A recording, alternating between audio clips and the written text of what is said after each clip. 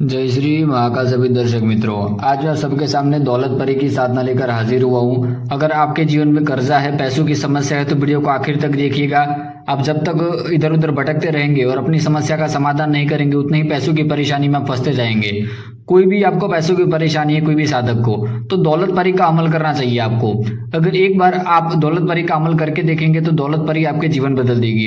दौलत परी की साधना किसको करनी चाहिए? जो साधक के जीवन में पैसों की परिस्थिति तो बहुत खराब है, कर्जा हो चुका है, घर में उसके बहुत गृह कलेश चल रहा है, पैसों की समस्या चल रही है और आपकी जितनी भी परेशानियां हैं उनका मूलभूत कारण पैसा है, तो आपको दौलत परी की साधना करनी चाहिए। अगर आपको लगता है कि आपके जीवन में पैसों की बहुत समस्या है तो भी आपको दौलत परी की साधना करनी चाहिए। यह दौलत परी की जो मैं साधना आज आप सबके सामने लेकर आया हूँ, ये एक दिन में सिद्ध होने वाली दौलत परी की साधना है। मात्र एक ही दिन में आपको सिद्ध हो जाएगी। जो मंत्र मैंने आपको डिस्प्ले पर नजर आ रहा है स्क्रीन पर, उसका आपको 786 बार जप करना है कब्रिस्तान में जाकर।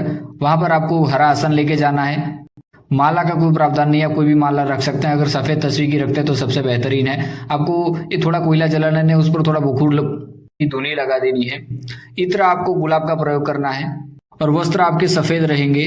आसन आपका हरा रहेगा। जिस दिन आप नौचंदी जुमेरात को, ये शुक्रवार की रात्रि को, ये दौलत परी का पूजा करने जाएंगे, साधना करने जाएंगे, अमल करने जाएंगे, तो उस दिन आपको पूरा पाक साफ रहना है। प्याज, लहसुन या किसी भी मदिरा का या किसी भी तामसिक वस्तु का सेवन नहीं करना है। आपको बिल्कुल पाक साफ रहकर आपको दौलत परी की साधना करनी है। दौलत परी उसी रात को कब्रिस्तान में आपके सामने हाजिर हो जाती है। रात्रि 12 बजे से आपको पूजा शुरू करनी है। नया पुराना कोई भी साधक हो, मैं संकेतनाथ 1001% का गारंटी देता हूँ, ठीक है। इसका मंत्र साधना दौलत परी का करके देखो।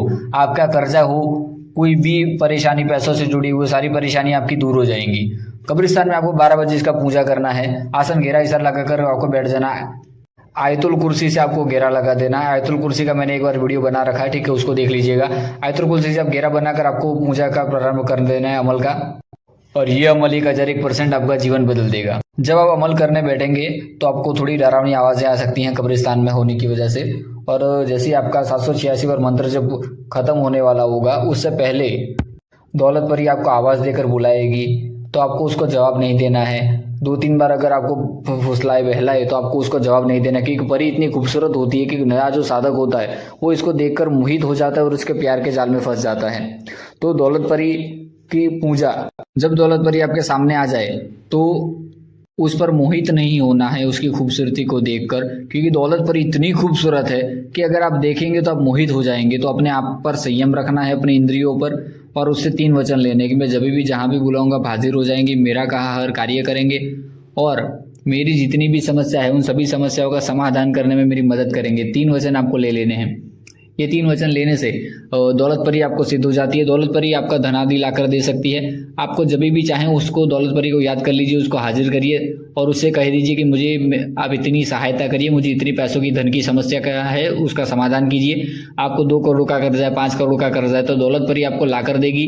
आप अपना कर्जा भी खत्म करिए, अपना जीवन भी बदलिए। और जो पैसा शक्ति के माध्यम से आता है उसका गरीबों के भलाई में थोड़ा प्रयोग करना है।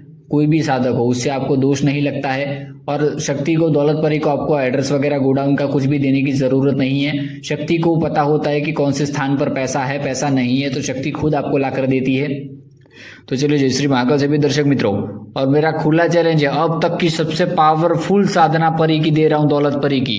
मंत्र, साधना, सब कुछ, विधि विधान सब दे दिया हूं, ठीक है। इसके बावजूद भी अगर आप गरीब रहते हैं तो इसमें आपकी गलती है।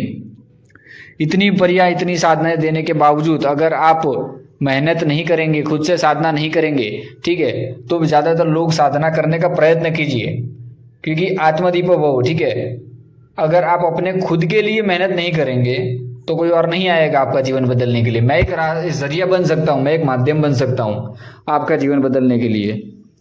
और जो लोग ट्रांसफर लेना चाहते हैं वो व्हाट्सएप पर